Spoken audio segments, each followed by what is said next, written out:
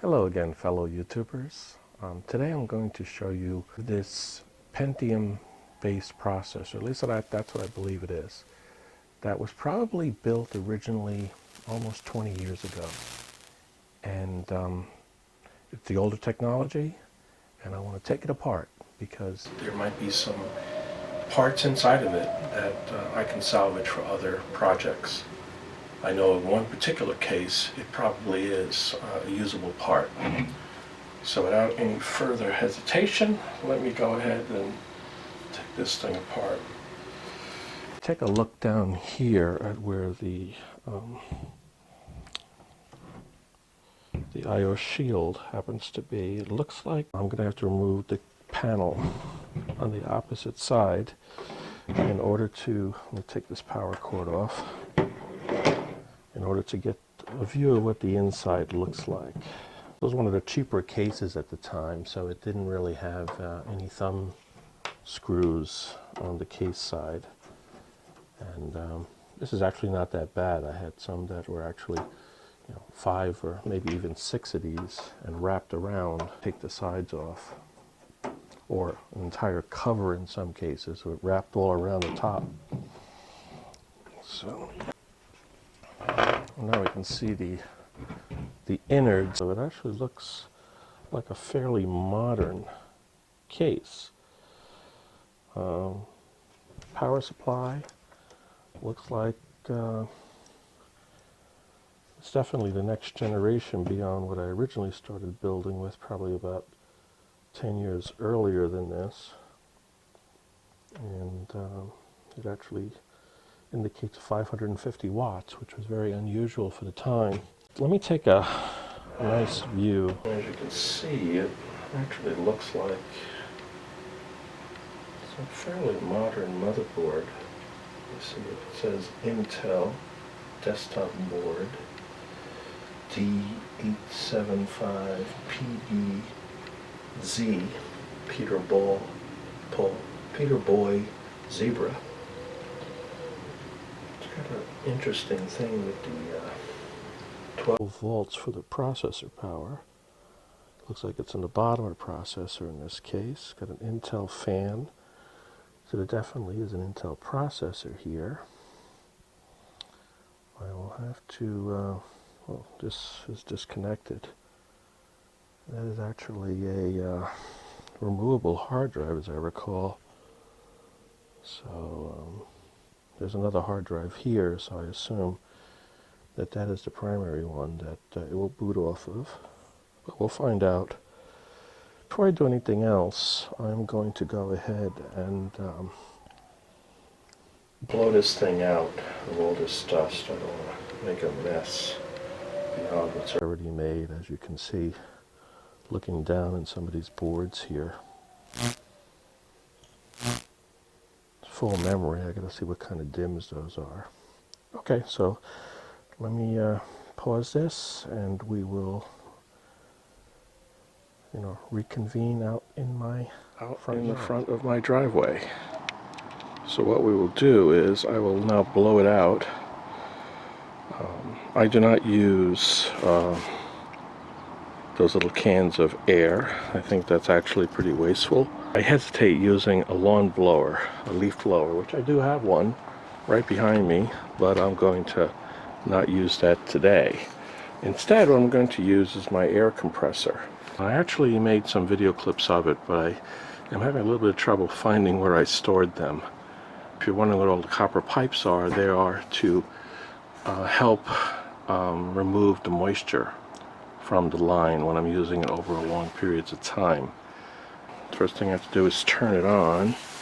It may or may not come on, depending on the pressure. And then I have to put the pressure up to about 60 or so psi.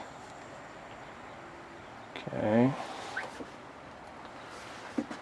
And then take the hose and put my little air blower attachment on it, which I keep stored right over here on top of my welder 220 outlet. It's pretty straightforward to put this in here. There we go, it clicked. So I'm in.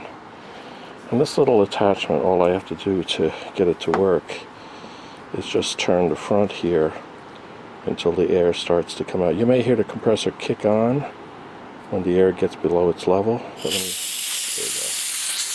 Now it's coming out of there. Let me give it a little more pressure here.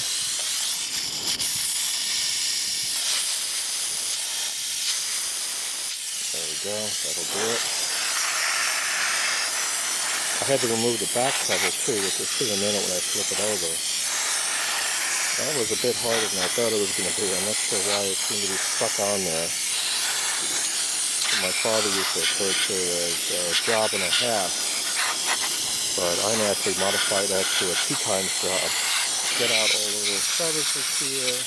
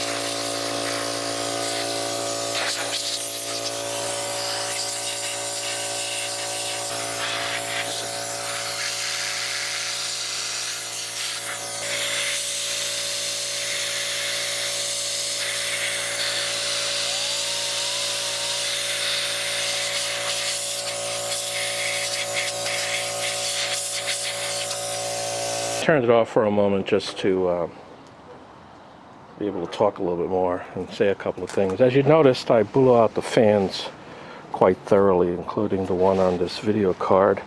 Probably could use some more, but it's probably good enough for now. I will be making another video related to fans and blowing them out.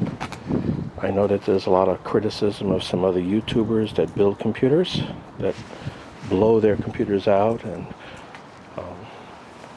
a misconception that that would somehow damage the electronics. I will go over that with various test equipment. That is not really going to happen. So with that, let me put the camera down for a second, flip this thing over.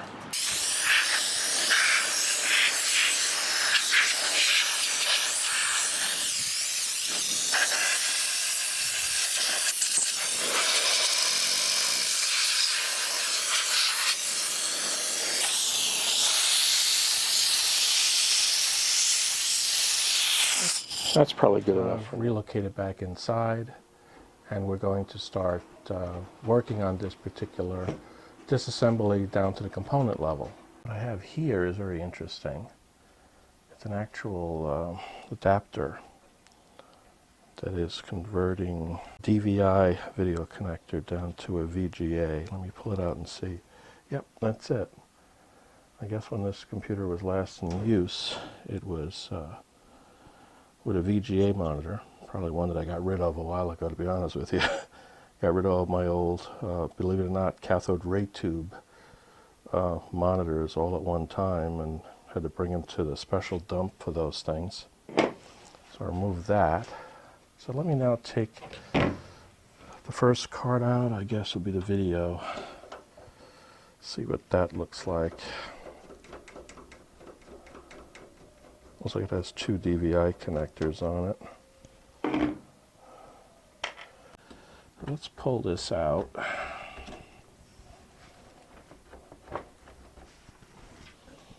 It's got a little, got the tab underneath there. This is one of the early methods for doing the video. They gave you a special socket just for the video card, and whoops, I broke that. Whatever that was, it's busted. Probably killed the motherboard, but we'll see. There we go. And that is the tab that bust. I don't think there was any lands involved. Now, if you look at the actual card itself, you'll see that on this particular part of the circuit board, there's no lands connecting it to anything. So it probably will still work, if it worked at all to start with. A ATI 2400 Pro, I'm going to have to look that up and see what it had on it. I'm not sure how much memory or anything else this thing had. Radeon, graphics, 2400 Pro, 256 megabytes of memory. There's a lot of modern components here, as I noted before. It has both IDE, which is what these ribbon cables are, these rather thick ribbon cables, but it also, has irregular PCI cables as well. It has some modern components built into it. Let's tip this up and take a look at that. Got the Intel chipset. That's the south bridge.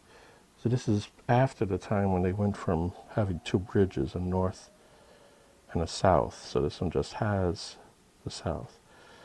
There are BIOS switches on there. When I pull the motherboard out, we'll see it much better. So the next card I want to pull out, a modem card. No, I'm sorry, that's a network card. The motherboard has a network on it too. So I obviously added a second network card, probably because of the speed. This particular one, a TrendNet, probably is a higher speed network card than what came on the motherboard.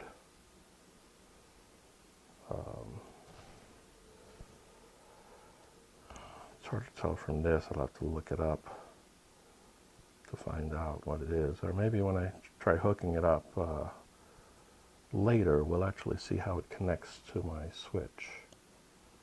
Because this doesn't really give me much. MAC address, model number, TEG-PCI TXR. Okay. Put that aside. Let's look at this card here. That looks familiar. That looks like a 50-pin SCSI connector. That's SCSI is the acronym. And totally different architecture from what you see in modern computers today. You have this internal connector, which you can connect devices that are in there that have that connector on it, or you can use the ribbon cable to connect it, or the external connector, so you could have external devices. As I recall, with this one, I had a scanner that I got a really good deal on, and I liked the idea of SCSI anyway, devices at the time, because they had a much higher transfer rate than a lot of other peripherals. Because remember, originally, the peripherals came out, they were either parallel or serial, the old serial. And I'll show you that in a little bit. When I go through my junk drawer video, which is another one I have in the back of my mind that I'd like to do, you'll see actual ribbon cable kits that I have to build my own ribbon cables. Most of these ribbon cables I used to build. I don't know if I built these particular ones that are in here, but I used to build them quite a bit. Probably not, because these have lettering on them, so I probably used cables that I already had that seemed to fit. The whole trick always was to get put this aside, was to get the ribbon cable so it wouldn't cause too much blockage to my airflow. So I would actually try to make the cables as short as possible and custom build them. Both the 40-pin IDE cables, and there was I think it was a 34-pin. I'll have to check. There was a 34-pin for the floppy drives. This one does not seem to have a floppy drive in it. I must have pulled it out. I had to put a blank in there, and I had a black at the time. These peripherals, these two, looks like a DVD, maybe, and a DVD writer. I remember doing that a lot, putting a reader and a writer so I could copy DVDs. That came from my a previous pre-built computer I had, an HP, that I had given to my wife, but the motherboard had died. I actually replaced the motherboard, and then a year and a half later, after the warranty was over, it died again. So I got rid of that computer. This computer was with my son at the time. He was switching over to a laptop. So what I did is I took this computer and I upgraded it. I think I might have even upgraded the operating system. We'll see what's installed on here when I connect it up, if it boots at all. Because the fact that this cable here is disconnected has me wondering. Both the power and the I/O ribbon cable are both disconnected. So we'll see how that goes. Moving on, let me see what's next here. Now we're talking about the modem cable, the actual modem. This is the old modems that you actually heard the tones created. Usually you can suppress that tone with an internal modem card like this, or you could connect up one to the serial port, usually is what they went to, and then you would hear the tones on that one. I don't have any of those old modems anymore. I should have probably kept one around just to show people historically. Not much on here, just a single connector. Connects it up to the telephone line. An RJ11 connector, which means it only has 6 pins, but there's really only, I think, 4 of them. And you can see the pins here on the back. There's really only 4 pins that are used on it for purposes of a telephone. And this one says everything's made in China even then. This one's Mexico and Chile, and Argentina. So this got parts from South America. But it says the country of origin was China, so I guess they subcontracted it. Put this aside. What's left in here? Let's see what this is. Might be a sound card. Believe it or not, the motherboards did not come with sound capability in those days. So you actually had to add a sound card if you wanted stereo sound or something beyond that. And sure enough, that's what that is, a Sound Blaster sound card. All my old computers, I had to add that in. The motherboards did not come pre-equipped with that. This particular one looks like it was just regular stereo. Oh, more than that. This one actually might have gone to maybe a 5x1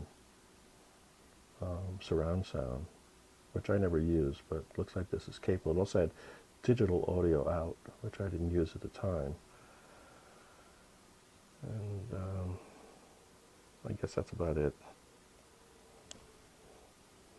Put that aside. So what do we got left here? We got the motherboard, but before I pull the motherboard out, let me check the memory. I want to actually plug this in before I do the complete disassembly of it. I'll be putting those cards back in and make sure that it actually, see if it works or not. What do we got here in terms of memory? There's like 4 DIMMs in here. At least this one has DIMM memory, which is a step up from the older technology, which was in kilobytes, not even megabytes in some cases. What does this one have on it? Does it have a label? Yeah, it does. Crucial. Okay. And it says that it's a 1 gigabyte, 184 pin DIMM, 128 by 64. Let me see, does it say which DDR it is? It says PC3200U. DDR, that's all it says. So this must be the original DDR before they signed numbers to it. So what some people, I guess, would probably call DDR1. This memory might still work. Looks like there's 4 of them. They look the same. So what I'll do is I'll go ahead and put the cards back in there, and then bring this over to my my desk and connect it up to my video capture card and see if this thing boots. Now the computer's been moved over to my my desk, where I'm going to connect it to the video capture and see if it works. Before I do, I have to hook stuff up. So I went ahead and got keyboard and mouse, and these are the old PC type with a separate connector for each of them. These will plug in. The color matters for these. So they're over here. You have the purple and you have the green. So one was for the mouse and one was for the keyboard itself. I'm going to assume that the network we want to use is on the add-on card. So I'm going to plug it into this connector. And do I need anything? I'm going to need the video, of course. So let me get the video capture card connector. As I recall, the connector that I pulled off of here, the converter, was on this one. So I'll try that one first. See if that works. But as you can see, here are the old serial and parallel connectors that I made reference to before. The serial one would be used for connecting modems and other types of special devices through a serial protocol. It's actually fairly reliable, but unfortunately very slow. So it only had one transmit and one receive. As you can see here, this one with the green background to it. And then this is the parallel port. Parallel port was the most common way you connected printers then. Again, prior to the USB, which of course this particular motherboard also supports. Looks like there's quite a few in here. But I put all the cards back in, I believe in the same slots that they were at. And I guess we'll connect power at this point and see what happens here. I can see what's going on through the video capture and see if this thing actually reboots. I would suspect after it's been sitting around for so long that the actual BIOS battery is probably dead at this point. But it still should work. It just will have the date wrong on the motherboard. We're off and running. I've connected it and we are, hey, we got something. The Adaptec AHS2940 controller has responded. Looking for me to connect something, probably. That's why this press Control A is asking. But we'll see what happens here. Yep, said it could not find a boot device. Let's see if it goes further than that. Something. Starting Windows. This thing actually has Windows. Looks like it might be Windows. I thought I had XP loaded on here. Then again, maybe I reloaded it as I said earlier when I gave it to my wife. Still starting, very slow. We'll find out what kind of computer it is once I get in there.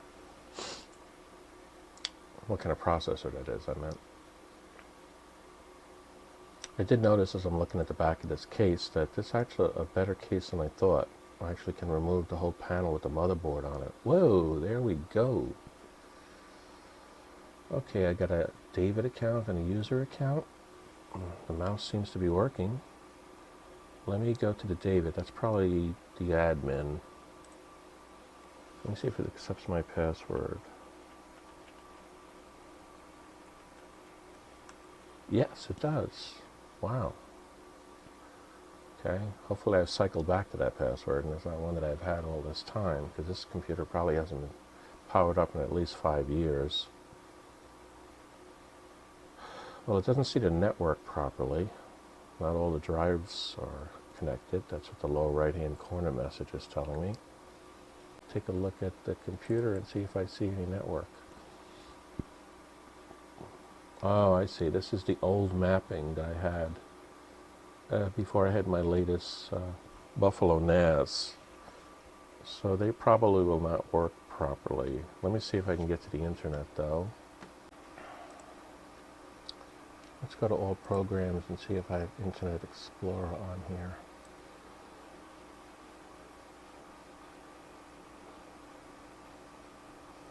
Yes, I do. I don't know why it's not on the desk, but let me click on that. See, does it open up? Yahoo. Oh, Microsoft. Okay, it's having, what's happening here? Certificate error? I'm going to say continue. See what it does. Oh, it's an old version of Internet Explorer, so that's not going to be very good. But it did get to something, that's for sure. So we may have to reload maybe Firefox onto here or something similar to get that to work. But at least it sees a network, that's for sure. As a matter of fact, let me go and see if it sees my router. Let me run command prompt. Netstat.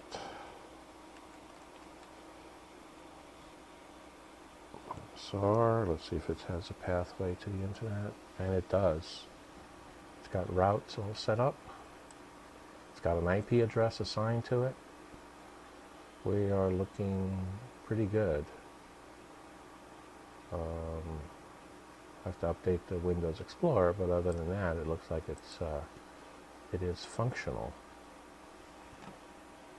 Let me try some diagnostics. Maybe I can figure out what this motherboard really is. I got a USB stick here. I'm going to go ahead and put that on. That has all of my tools on it. And we'll see if that shows up. USB lights up. Hey, I can open it up. Good. Let's do CPU Z first. Not sure if this can't be a 64. It's got to be a 32-bit. So let me run that one.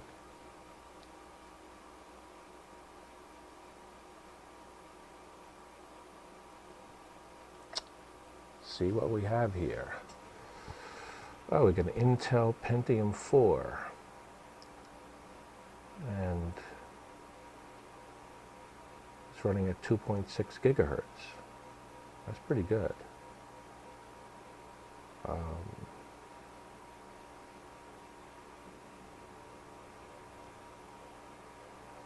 Type of main board, Intel main board, one I've never heard of, but I probably bought that at a computer show.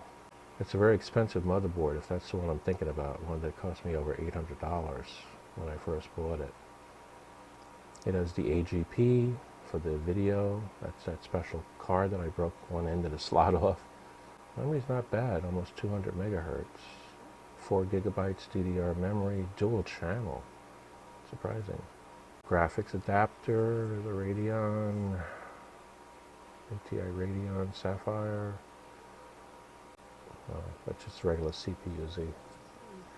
Let me close that and see if I can run. Let's see, I'll do Crystal Disk Mark and see what the hard drive looks like in terms of performance. Again, the other thing was 32 bits. I assume this one's 32 bits too. So I'll click on Disk Mark 32. There we go. What's this? Okay.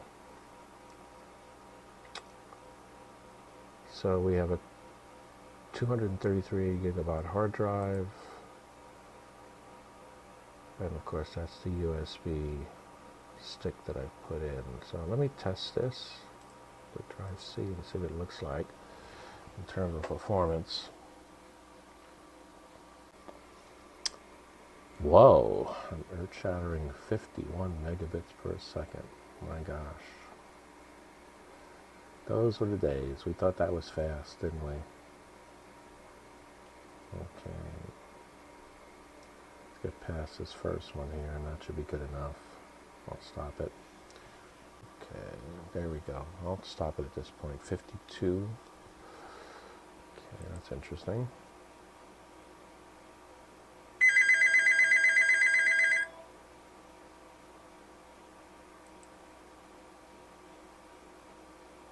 get out of here.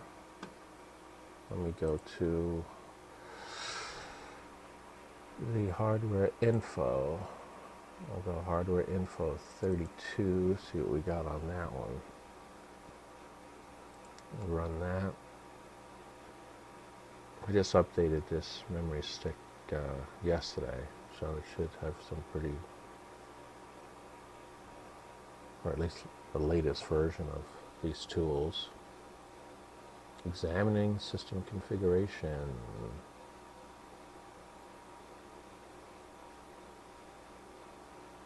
And it's really slow just loading on this computer. I don't see the hard drive light is blinking, so okay, it is loading. It just taking forever to analyze with the slow processor. We'll see what we got here. Okay.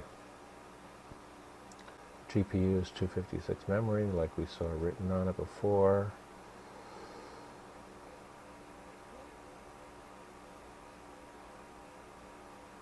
I think that's about it. I don't think there was more than one core in those days, so you're not going to see multiple cores on it.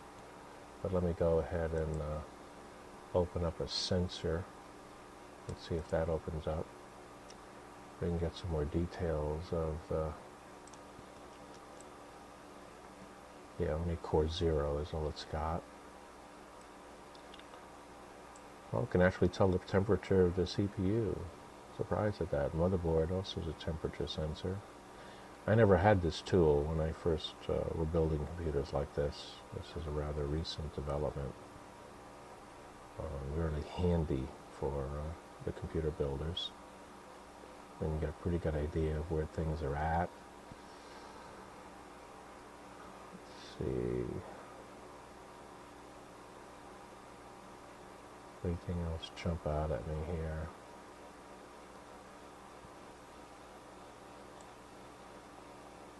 I think that's about it. Like we saw, network is an Intel 825. Let me open this up here so I can see what that really says. It's a gigabit Ethernet. Let me double check this. Is that what we have connected on my switch here? Going over to the switch, and it is. That is a gigabyte connection on my switch. That's surprising. I must have upgraded that rather recently. I bet the other one's 100 megabits. The one that's on the motherboard, which I'm not going to mess with at this point.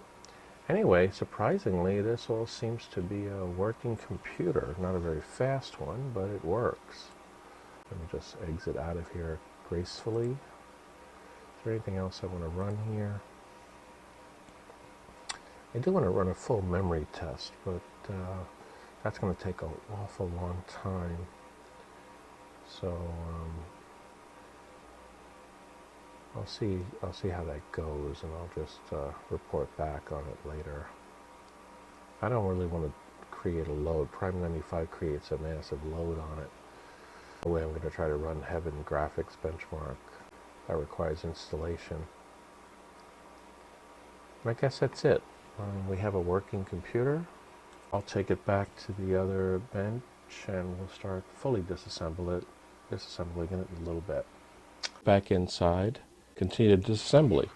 As you can see, I've gone ahead and pretty much removed all of the cards that we had removed earlier. So I want to proceed from that point. Since you already saw me pull them all out, identify them. Right off the bat, I could tell you I see a part that I need. The part that I really, really want to get is holding the 3.5-inch hard drive right here, this piece. So what I'm going to do is take that out next, because I'm going to need that for when I build my server.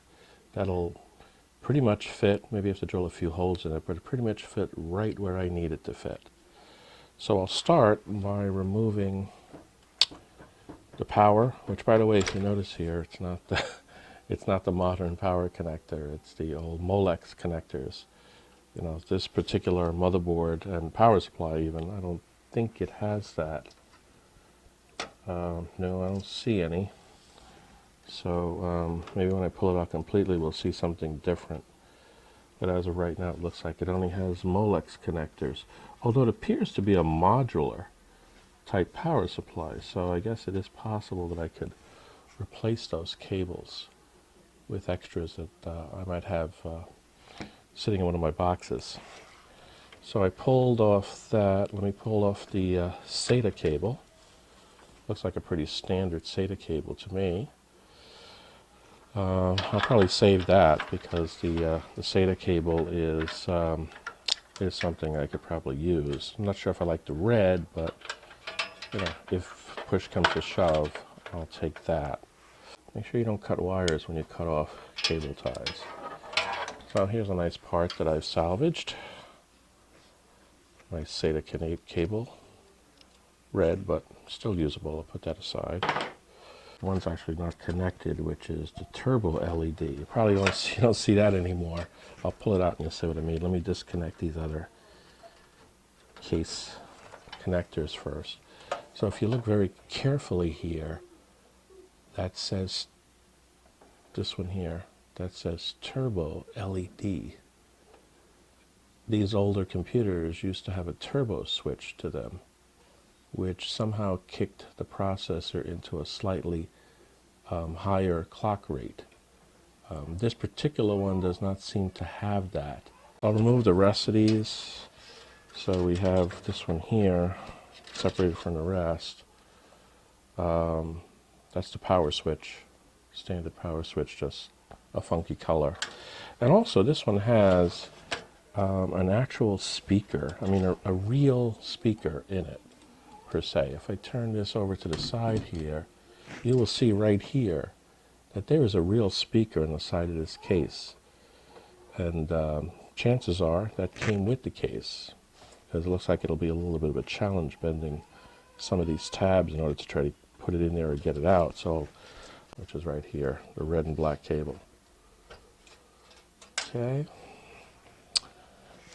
Now that this is detached with the 3.5-inch hard drive, which, as we noted before when I looked at the system configuration online, it was actually a 250 gigabyte one. So it looks like to get this out, I have to take a screw out up here, pushing down at the top of this, right at the top of the cage. So I'll take that Phillips head screw out first. And then it looks like I have another one over here to take out this cage. And hopefully those are the only two. That was kind of loose. Hopefully these are the only two that I have to take out to get this little hard drive rack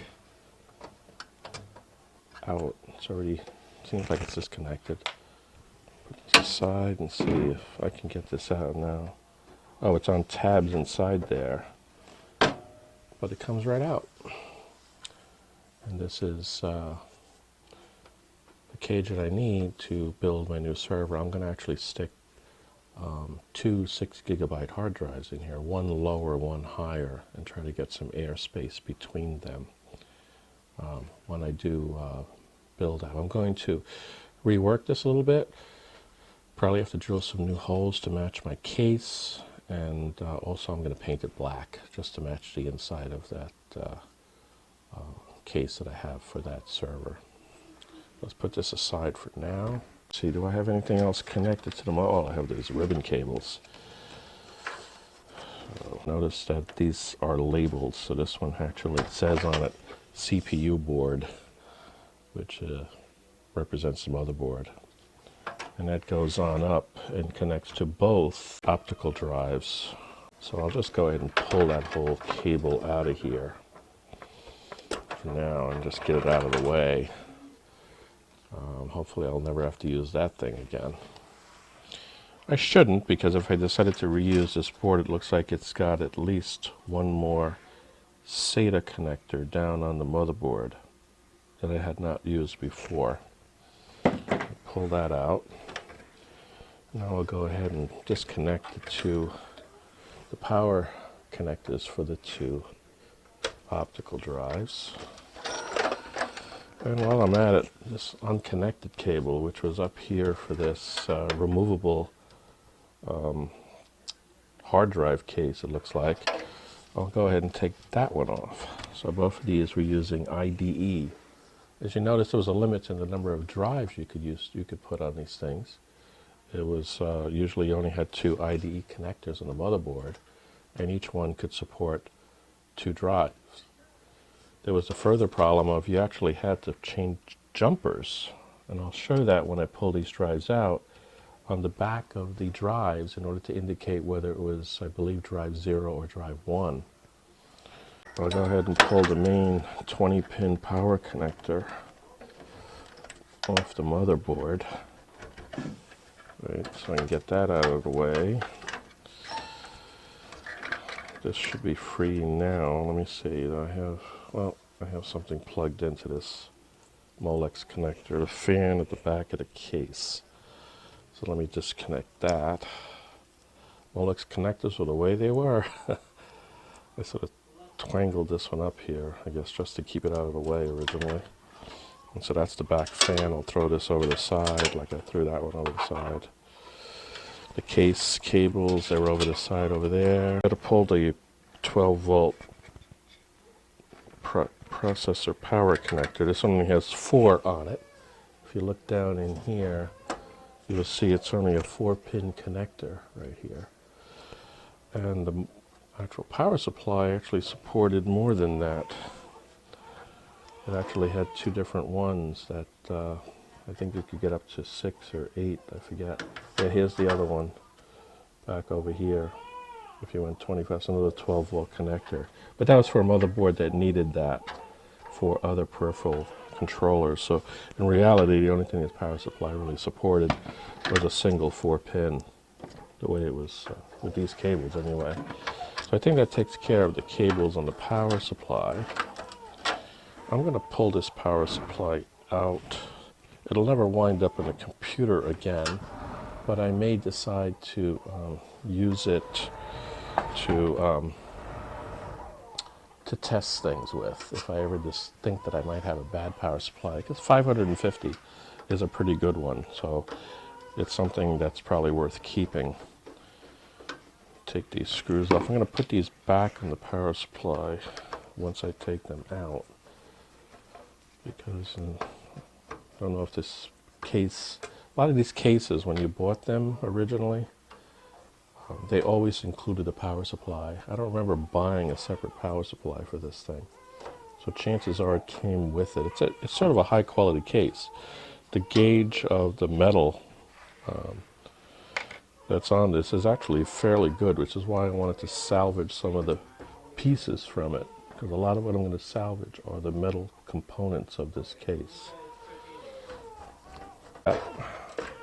Nothing there to fall onto, but still. Let's see if I can get this guy out of here. Oh, that would help. I got a cable tie, a big one, back over here. We go from the bottom and cut that. There we go. And that does it. That releases this power supply. Oops, one more fan. Molex connector. So as you can see, it actually has possibly the capability of having other types of peripherals at it. 2 more 6 pins over here. I don't know if they're more Molexes or they are the 12 volts. Looks like those are not modular, the 12 volt connectors. As you can see, there are 2 here. I didn't see it before. So there are 2 of them, so you can go with 8 in terms of the 12 volt CPU power. This one here, where is it? This one here has its own 4-pin that extends this. I believe that's a 20-pin, right? So that becomes 24 when you add these other 4. And there's a slot on here, and they sort of mate together. Looks like on this side here. So anyway, I got this power supply out. Put it aside. I want to get the motherboard out. There we go. Nice little tray. And this tray is going to be ideal for my test bench I'm going to create from it. This I/O shield, does it come off? Might as well take that off and keep it with the motherboard. When I was going through putting the other boards away, I did find the original memory that was in here, and they were only 256 meg DIMMs, the same type, just DDR. So it means the total that I had originally on this was only 1 gig.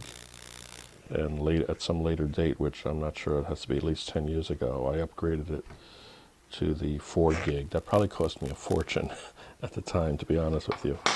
But as I said, I believe this motherboard was quite expensive at the time. I think it was the one that I spent over $800 for. Definitely we know that this battery is big. We saw that the time was set for 2002 on the BIOS when I booted it up. Matter of fact, just to prevent battery leakage that might creep into this, I'm going to go ahead and take the battery out, pull this little tab up here. See this little tab I'm pulling right here? Pull this little tab down, and the battery should just pop out. These probably should be changed every couple of years. I've had them go several years, to be honest. It's standard 2032. So I got a whole bunch of those downstairs. I'm going to throw this out because it's obviously dead. And I'll leave that alone for now. Okay, with that, let me remove the motherboard. It looks like standard motherboard connections. This is a full ATX, so it's got the full collection of them. What it doesn't have is the new modern ones. For this center one here, it doesn't have a screw. It actually has just a little tab that comes through that hole. Definitely want to use the panel here. When I build my test bench, I'm going to have to take this out. I'm not sure if I just have to remove some rivets. Hopefully that's all I have to do. I can drill out those rivets, or I have to go and do some cutting of this metal. Power switch, you never know what you might want to use that for, but it's a momentary power switch, as modern motherboards are. Before I do that, let me take the motherboard out of this holder. I'm going to take all these screws out. Now, I'm not going to really need these screws for my test bench because I'm going to buy knurled screws, the ones that I could just screw it on my fingertips when I build that. Obviously, that's going to be an interesting video. It may take more than one, considering the metal work and other stuff I have to do with it. You'll see when I open up my other computer, my previous main workstation, it actually has, I had to go in there about 4 or 5 years ago, I think, and I had to pull out fan. I just took it apart to blow it out, actually. I hadn't done it in a while, and when I got in there, I realized that the fan itself here was disconnected from the heatsink, and it looked, the plastic holders on that one had broken. So you'll see when I open that one up, you'll actually see I use these giant cable ties just like this, but I think I did them in black, and I cable tied it to the 4 ends and crimped it really hard with a pair of long nose pliers, and it seemed to work. Now that I see it up close, I see that little tab there that had to be pulled away. So that little piece of plastic broke off was the extension to this. If I play with the processor chips, you're going to see me put an anti-static strap on. Matter of fact, the desk I was using before, there's a whole anti-static pad on there because that's where I would do things like that, like put the processor chip on the motherboard. But other than that, once a chip is in the position it needs to be, and that includes the memory chips on a memory DIMM as well. Once it's on there, it has a grounding within the PCB. Now, not to say that you couldn't shock it. I wouldn't want to walk across a room on heavy, thick carpet and then have that board removed and go ahead and touch one of the LANs, but you should be avoiding the LANs anyway whenever you pull a board out. As you can see here, I still have a lot of dust on here. Probably wipe that off before I store it. It's amazing how many jumpers you wind up with. This one is actually a selection jumper. You have USBs 1, 2, that is definitely USB 3, 4, 5, 6, 6 USBs, and I know I tested at least a couple of them as I was showing the earlier video. And then you have the serial port here, a 9-pin serial port. RS-232 is the actual designation for the type of wiring that you need to use that. And my old switch actually still uses that connector in order to get into the maintenance port. My new switch doesn't. It actually has a RJ45. This is an RJ45, which you normally use for a network. But you can take that connector and use it for other purposes. And in a later video, I'm going to show how to build your own network cables. And there's up to 8 wires in here because there's 8 LANs inside the connector and the plug as well. But you can wire them to do whatever you want. And what the manufacturer TP-Link did is they made that the maintenance port. You still wire it and they give you the cable with it. Maybe I'll show that in a future video. That plugs in from here to a serial port somewhere on a computer or a laptop or whatever. Okay, so that's that. I'll put this aside. I want to pull all the drives out. Those black screws probably came with the drives because those are the black drives on the other side. I'll just go ahead and remove all the screws on the one side, and I'll switch over to the other.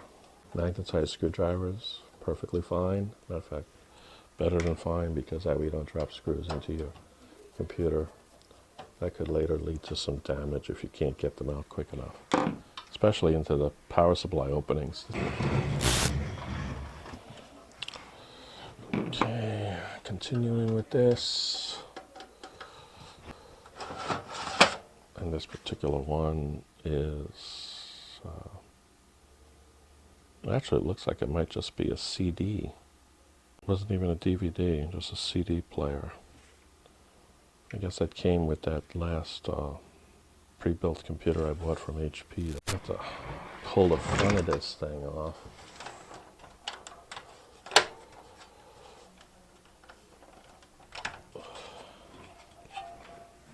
I don't think this has any anything stopping it, but you never know. Let's see what we got here. Where's my flashlight? Oh, it's got screws. Can't see that, but I'll turn it around so you can see the other one when I do it. And it's got 2 screws. It's got places for like 5 screws, but only 2 are installed.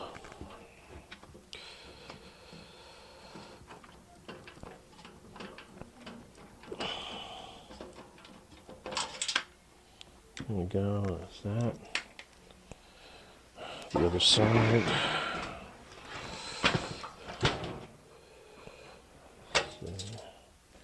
Yeah, I'll show you what I mean. This one only got 2 screws and it's only on the top. So these 2 screws down over here is what's holding the front on. Give you some light on it so you can see it there. We'll go ahead and remove those 2 as well. Boy, I don't remember it being so much work.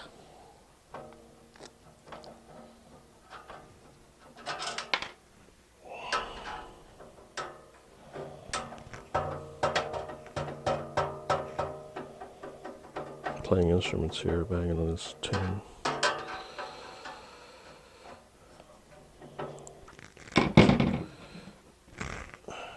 Get this caddy thing out of the way. Now what do we got? Oh, came right out the front.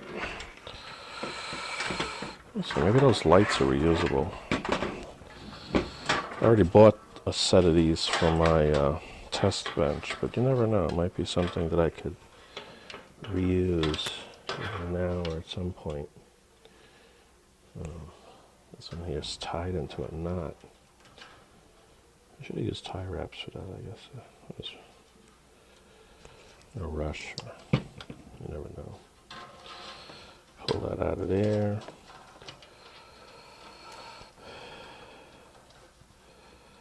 Taking this down to the bones. Okay. What do I got here? It's got LEDs. I'm not even sure if those are LEDs. Probably are.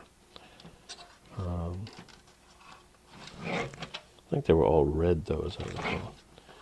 And then there's the reset switch. It's got a little reset switch, and I did use it a couple of times. And a regular power switch. Weird.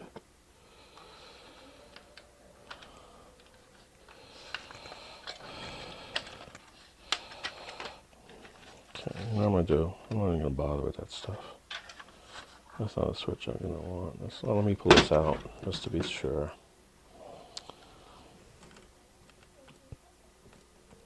I'll go ahead and take this switch out and see what it looks like. This is a salvage operation anyway, right? Let's see what I got here. The standard push button, I might keep it. What is it? It's got the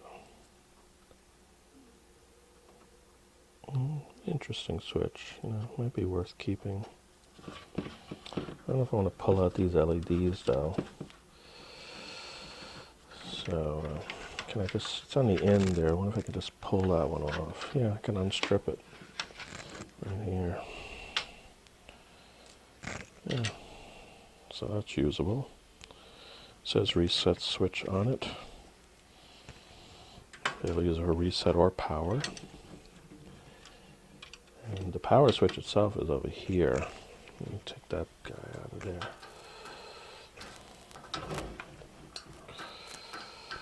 No.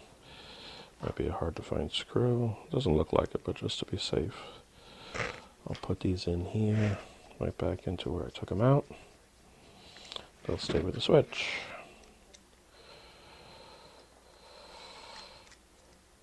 And it'll go in my junk drawer, along with the other things.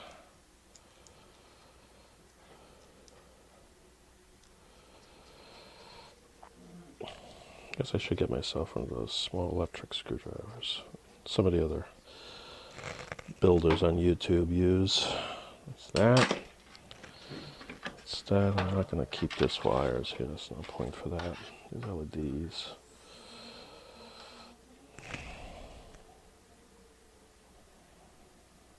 No, I'm not going to keep that. And the fans I'm not going to keep. The rest of the case I'm not going to keep. So the rest of it, I believe at this point, the rest of it is just junk. Okay. So I guess I'll call it quits here. I want to thank everybody for having spent the time to watch other portions of this you watched.